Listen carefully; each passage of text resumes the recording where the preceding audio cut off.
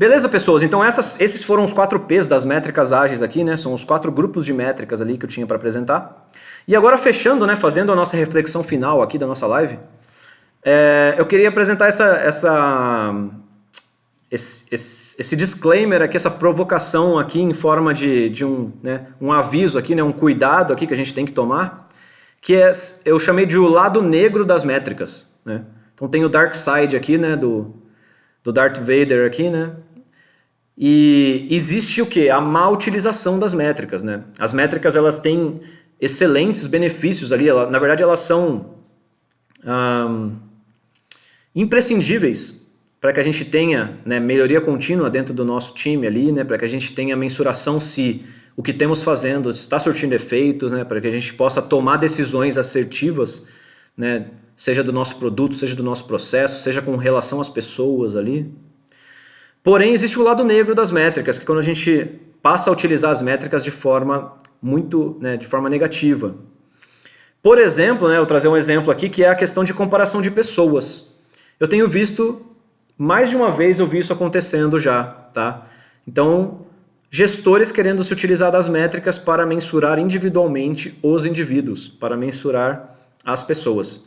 No fim das contas, às vezes até existe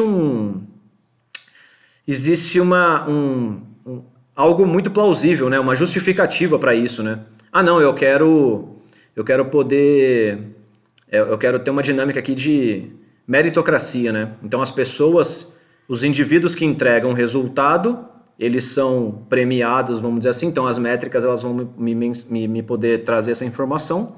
E os indivíduos que não geram resultado, eles são menos premiados ou até punidos, sei lá, vai saber. Então, me parece que faz sentido o conceito que esses gestores eles estão querendo, né? Estão querendo se utilizar as métricas para isso. Porém, pessoal, por que eu coloco isso como um lado negro aqui, né? Quando você se utiliza de métricas para mensurar individualmente os indivíduos, você vai trazer o quê? Esse é o comportamento sistêmico que você vai gerar fazendo esse tipo de coisa.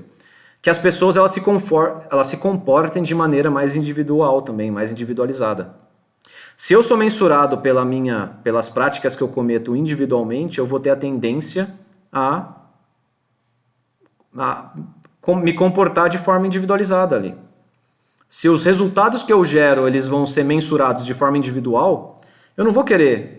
E daí quando a gente fala num time ágil, né, quando a gente fala, né, nas soluções complexas que nós temos a desenvolver hoje no dia a dia, a gente é fundamental a colaboração, é fundamental o compartilhamento de conhecimento, é fundamental a sinergia, é fundamental ali o apoio mútuo ali, né, a troca de ideias entre os indivíduos ali. Então, quando você tem uma mensuração, né, de performance, de métricas, né, que é individual das pessoas, em utilizar as métricas muitas vezes ainda para comparar os indivíduos, você não vai causar colaboração, você não vai, né, levar o time a se engajar mais, a estar mais conectado uns com os outros. Você vai estar levando o time a ter um comportamento mais individualizado. Você está me comparando com o cara aqui do lado, então eu vou fazer o quê? Opa, eu vou beneficiar o cara aqui do lado, mas daí você me compara com ele, eu vou querer beneficiar a mim, eu vou querer, você me avalia de forma individual, eu vou querer causar, e isso é muito natural, né? Cada um vai defender o seu peixe no final do dia.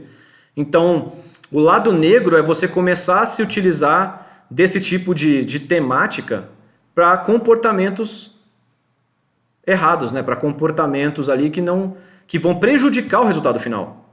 Você promover comportamentos individualizados, ele prejudica, ele não ajuda, ele prejudica.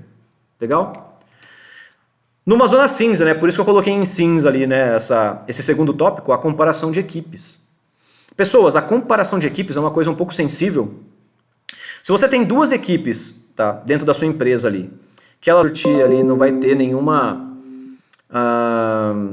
malefício, vamos dizer assim.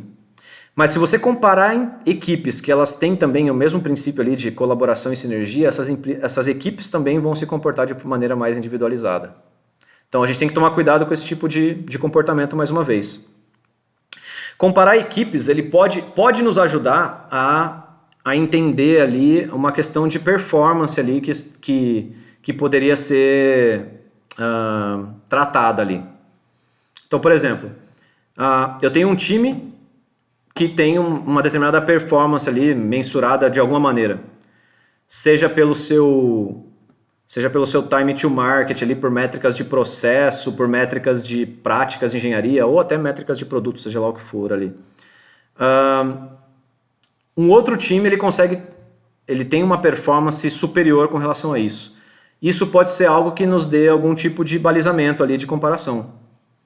Pô, se um outro time ali do lado ali, ele consegue ter, por exemplo, um time to market tão curto, por que o meu time não consegue ter um time to market tão curto? Isso pode trazer algum tipo de insight, isso pode trazer algum tipo de aprendizado, né? Eu posso, pô, se aquele time consegue fazer, então por que o meu time não consegue fazer? Deixa eu até ver o que eles fazem ali naquele time ali, né? A gente está dentro da mesma empresa, né? Então, é uma zona cinza, tá, pessoal? A questão de comparação de equipes ali, ela pode nos ajudar, como pode nos prejudicar, depende muito do contexto, tá? Por último, eu gostaria de deixar assim essa frase aí do Eliyahu Goldratt, né, que é o autor do livro A Meta, autor da Teoria das Restrições, um cara bem conhecido. Ele fala o seguinte, ó, me diga como me medes e eu te direi como eu me comportarei. Então, as métricas que você se utilizar, né, ali para mensurar as pessoas, elas vão ditar o comportamento dessas pessoas no final do dia. Então essa é a provocação final que eu gostaria de fazer ali, e deixar a gente bem ciente, né, dos problemas que nós podemos ter dependendo das métricas que a gente se utilizar, né, e como que nós vamos medir as pessoas a partir dessas métricas.